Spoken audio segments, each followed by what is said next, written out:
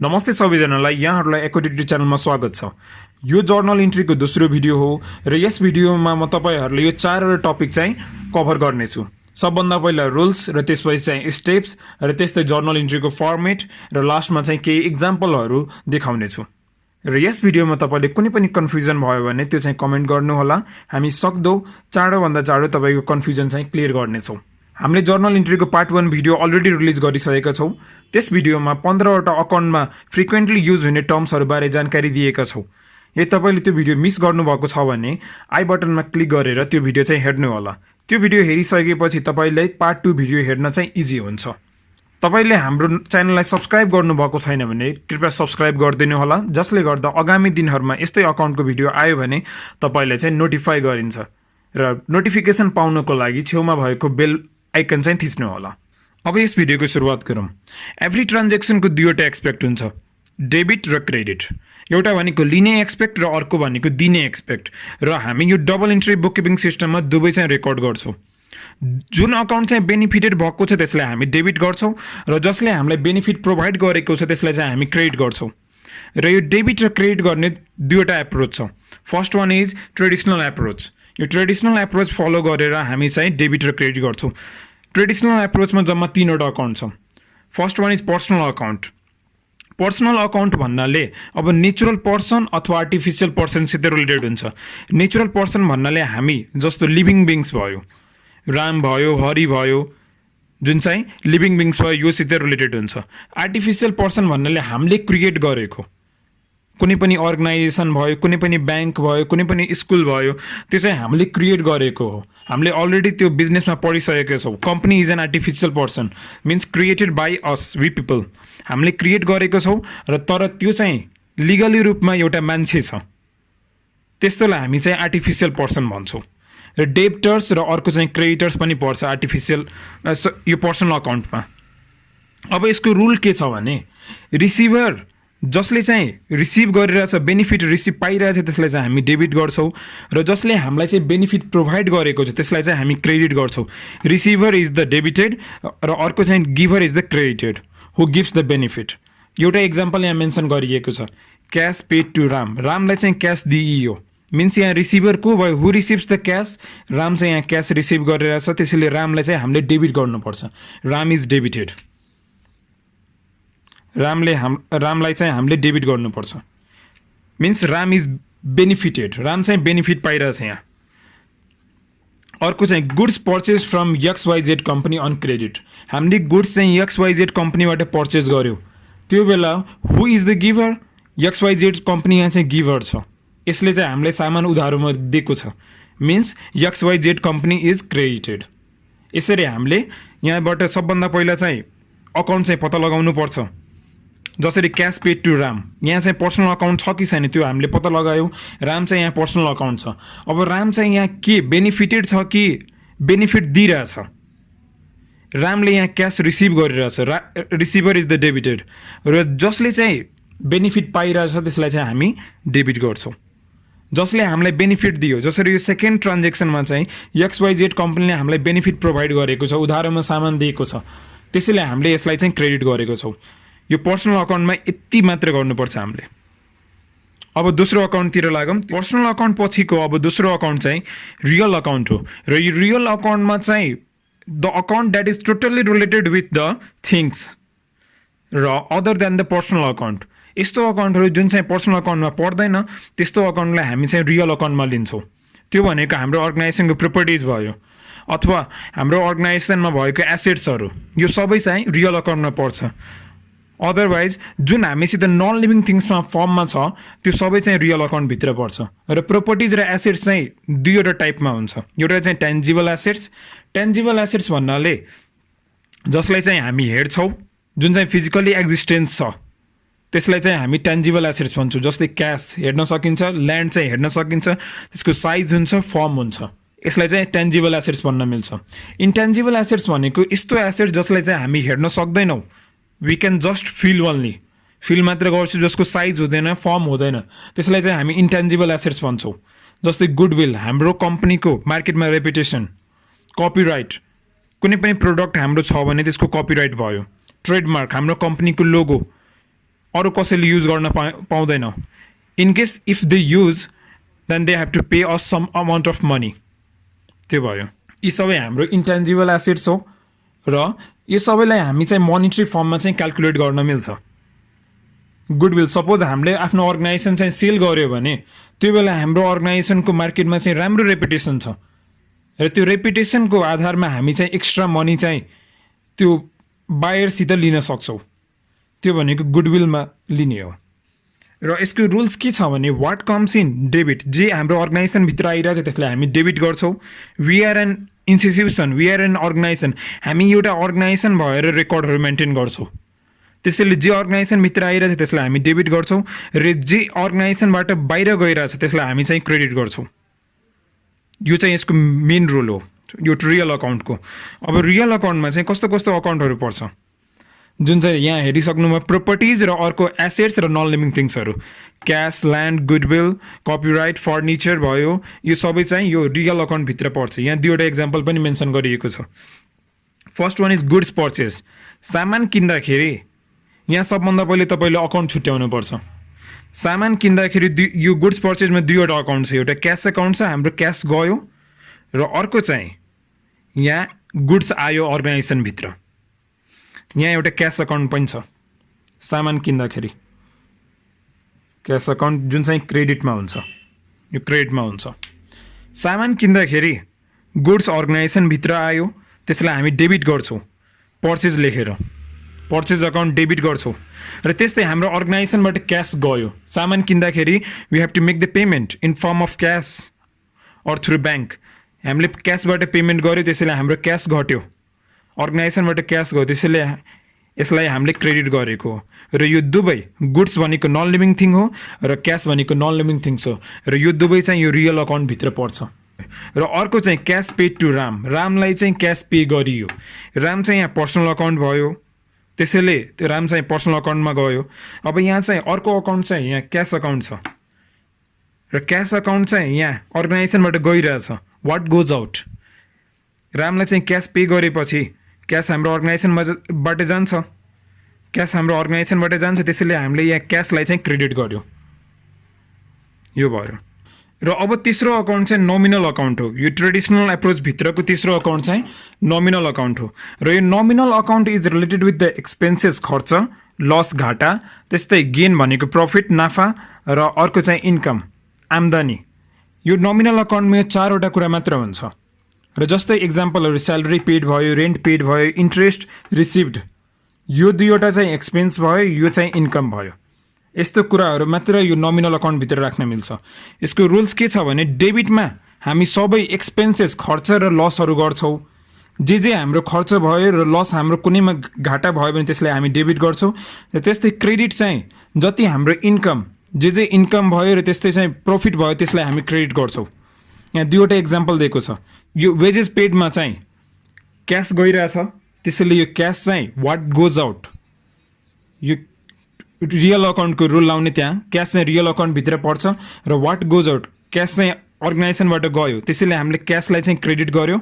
र वेज भनेको हाम्रो खर्च हो, वेज हाम्रो एक्सपेन्सेस भयो, त्यसैले वेजलाई चाहिँ डेबिट गरेको हो. अर्को चाहिँ इन्ट्रेस्ट अर्न, इन्ट्रेस्ट हामीले कमायो, त्यो बेला चाहिँ इन्ट्रेस्ट रिसिभ्ड भनेको यो हाम्रो इन्कम भयो र यसलाई हामीले चाहिँ क्रेडिट गरेको छौँ.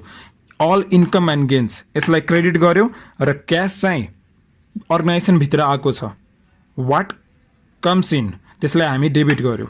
यो चाहिँ रियल अकाउन्टको युज गरेको छौँ.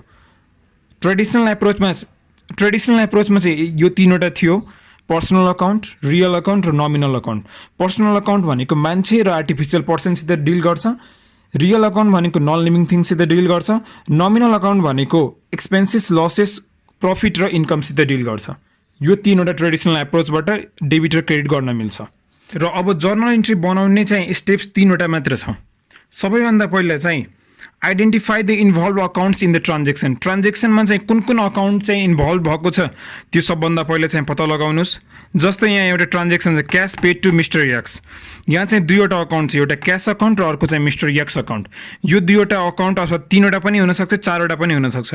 यो सबभन्दा पहिला चाहिँ अकाउन्ट पत्ता लगाउने. यो अकाउन्ट पत्ता लगाइसकेपछि क्याटेगोराइज द अकाउन्ट्स, यो कुन अकाउन्टभित्र पर्छ, पर्सनल अकाउन्टभित्र पर्छ कि रियलभित्र पर्छ कि नोमिनल, यो चाहिँ क्याटेगोराइज गर्ने। जस्तै यहाँ क्यास अकाउन्ट भनेको रियलभित्र पर्छ र अर्को मिस्टर यक्स भनेको पर्सनल, किनभने मान्छेको नाम हो, पर्सनल अकाउन्टभित्र पर्छ। And the last one is apply debit and credit rule, र अर्को चाहिँ डेबिट र क्रेडिट रुल चाहिँ एप्लाई गर्नु। यहाँ चाहिँ मिस्टर यक्स चाहिँ पर्सनल अकाउन्टभित्र पर्छ, त्यसैले मिस्टर यक्स चाहिँ यहाँ बेनिफिटेड भइरहेछ, cash paid to mister X, अथवा मिस्टर यक्स चाहिँ रिसिभर छ, क्यास रिसिभ गर्ने मान्छे मिस्टर यक्स छ, त्यसैले मिस्टर यक्स अकाउन्टलाई डेबिट गरियो। र अर्को चाहिँ टु क्यास अकाउन्ट गरिएको छ, किनभने हाम्रो अर्गनाइजेसनबाट क्यास चाहिँ बाहिर गइरहेछ, क्यास गोज आउट, त्यसैले क्यासलाई चाहिँ क्रेडिट गरिएको छ। यति भयो, यो तीनवटा स्टेपमा चाहिँ जर्नल इन्ट्री बन्छ। ट्रेडिसनल एप्रोच पछिको अब दोस्रो एप्रोच चाहिँ मोडर्न एप्रोच हो, र यो मोडर्न एप्रोच फलो गरेर पनि तपाईँ जर्नल इन्ट्रीहरू बनाउन सक्नुहुन्छ। मोडर्न एप्रोच चाहिँ अकाउन्टिङ इक्वेसनको कन्सेप्टमा बेस्ड छ, त्यो भन्नाले asset must be equal to the capital plus liability हो, र यसमा चाहिँ 5वटा अकाउन्ट चाहिँ इन्भल्भ छ, capital account, assets account, liability account, expense account र इन्कम अकाउन्ट। यो सबैको बारेमा डिपली इन्फर्मेसन लिनको लागि हाम्रो जर्नल इन्ट्रीको पार्ट 1 भिडियो चाहिँ हेर्नु होला, त्यसको लिङ्क चाहिँ डिस्क्रिप्सन बक्समा दिइएको छ। त्यहाँबाट तपाईँ त्यो भिडियो हेरिसकेपछि एसेट्सको टाइप्सहरू, लाइबिलिटीमा कस्तो कस्तो आइटमलाई राख्ने, क्यापिटल भनेको कस्तो आइटम हो, एक्सपेन्स भनेको कस्तो आइटमहरूलाई राख्ने एक्सपेन्समा, यी सबैबारे तपाईँ चाहिँ डिपली इन्फर्मेसनहरू पाउनुहुन्छ पार्ट 1 भिडियो हेरिसकेपछि। अब यसको रुल्स चाहिँ यस्तो छ, एउटा यो इन्क्रिजको लर्न गरिसकेपछि तपाईँ डिक्रिज चाहिँ मजाले अपोजिट छ, ठ्याक्कै त्यसको अपोजिट त्यो चाहिँ मजाले सम्झिन सक्नुहुन्छ। इन्क्रिज भन्नाले इन्क्रिज इन एसेट्स, हाम्रो एसेट्स बढ्यो, खर्च बढ्यो र लस बढ्यो भने त्यो बेला हामी चाहिँ डेबिट गर्छौँ, र अर्को चाहिँ हाम्रो एसेट्स घट्यो, खर्च घट्यो र लस घट्यो भने त्यो बेला हामी क्रेडिट गर्छौँ। त्यस्तै अर्को चाहिँ इन्क्रिज इन क्यापिटल, क्यापिटल बढ्यो, हाम्रो क्यापिटल बढ्यो, लाइबिलिटी हाम्रो बढ्यो, अर्को चाहिँ इन्कम, आम्दानी बढ्यो र प्रफिट चाहिँ नाफा बढ्यो भने त्यो बेला हामी चाहिँ क्रेडिट गर्छौँ। र ठ्याक्कै यसको पनि उल्टो, decrease in capital, liability, income र गेन्स भयो भने हामी चाहिँ डेबिट गर्छौँ। अब एउटा यसको इक्जाम्पल यहाँ मेन्सन गरिएको छ, सामान किन्दाखेरि गुड्स पर्चेस्ड, पर्चेस्ड गर्दाखेरि यहाँ 2वटा अकाउन्टको इन्भल्भमेन्ट छ, त्यो भनेको गुड्स अकाउन्ट र अर्को चाहिँ क्यास अकाउन्ट। सामान किन्यो भने हामीले सामान पायो र हाम्रो चाहिँ क्यास गयो। गुड्स भनेको सामान किन्न बित्तिकै हाम्रो एसेट्स बढ्यो, एसेट्स बढ्न बित्तिकै इन्क्रिज इन एसेट्स भयो, इन्क्रिज इन एसेट्स भयो, त्यो बेला हामी यसलाई डेबिट गर्छौँ, पर्चेज अकाउन्ट भनेर, purchase account debit to cash account गर्छौँ। र क्यास हामीले पे गर्यो, त्यसले गर्दा हाम्रो चाहिँ करेन्ट एसेट घट्यो, डिक्रिज इन एसेट्स भयो, त्यसैले यसलाई हामीले चाहिँ क्रेडिट गरेको छौँ, to cash account, credit account गर्यो। अर्को चाहिँ क्यास पेड टु क्रेडिटर, क्रेडिटरले हामीले क्यास पे गर्यो। सबभन्दा पहिला क्रेडिटर्स भनेको हाम्रो लाइबिलिटिज हो, क्रेडिटर भनेको हाम्रो लाइबिलिटिज हो। सामान किन्दाखेरि हामीले क्रेडिटमा सामान किन्दाखेरि क्रेडिटरले हामीलाई सामान दिएको थियो, अब त्यसलाई चाहिँ पेमेन्ट गर्नु पर्यो, त्यसैले हामीले क्यास यसलाई पे गरेको छौँ। र यहाँ चाहिँ 2वटा अकाउन्ट छ, क्यास अकाउन्ट र अर्को चाहिँ क्रेडिटर अकाउन्ट हो। क्यास हाम्रो एसेट्स घट्यो, किनभने हामीले क्रेडिटरलाई पे गर्यो, त्यसले गर्दा हाम्रो चाहिँ एसेट्स घट्यो। डिक्रिज इन एसेट्स भनेको क्रेडिट भयो, डिक्रिज इन एसेट्स भनेको क्रेडिट भयो, त्यसैले टु क्यास अकाउन्ट क्रेडिट गरेको छ। र अर्को चाहिँ क्रेडिटर, क्रेडिटर भनेको हाम्रो लाइबिलिटी छ, लाइबिलिटी हामीले क्रेडिटरलाई पैसा तिर्यो भने हाम्रो त लाइबिलिटिज घट्यो, डिक्रिज इन लाइबिलिटी, त्यो चाहिँ डेबिट गर्यो हामीले। लाइबिलिटी भनेको तिर्नुपर्ने पैसा थियो, क्रेडिटरलाई हामीले तिर्नुपर्ने पैसा थियो, र पैसा तिरिसकेपछि अब हाम्रो लाइबिलिटी घट्यो, त्यसले गर्दा डिक्रिज इन लाइबिलिटी भयो र यसलाई चाहिँ हामीले डेबिट गरेको। यो 2वटा रुल फलो गरिसकेपछि तपाईँ चाहिँ मोडर्न एप्रोचबाट जर्नल इन्ट्रीहरू बनाउन सक्नुहुन्छ। मोडर्न एप्रोचबाट जर्नलाइजिङ गर्ने 2वटा स्टेप छ। पहिले 2वटा स्टेप चाहिँ सेम नै छ, ट्रेडिसनल जस्तै छ। थर्ड वान इज यहाँ चाहिँ हामीले इन्क्रिज र डिक्रिज फर्मुला अनुसार चाहिँ पत्ता लगाउनु पर्छ। सबभन्दा पहिला इन्भल्भ अकाउन्ट पत्ता लगाउने, जसरी यहाँ एउटा इन्ट्री दिएको छ वेजेस पेड, यसमा 2वटा अकाउन्ट छ, एउटा वेज र अर्को चाहिँ क्यास तिरिएको छ। यो 2वटा अकाउन्ट हामीले पत्ता लगायौँ।